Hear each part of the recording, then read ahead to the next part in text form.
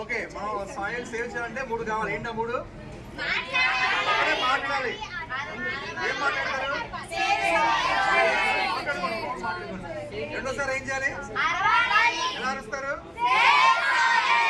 మరి మూడోది అరవండి.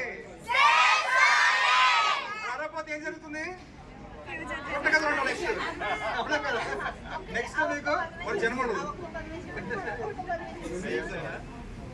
Save soil.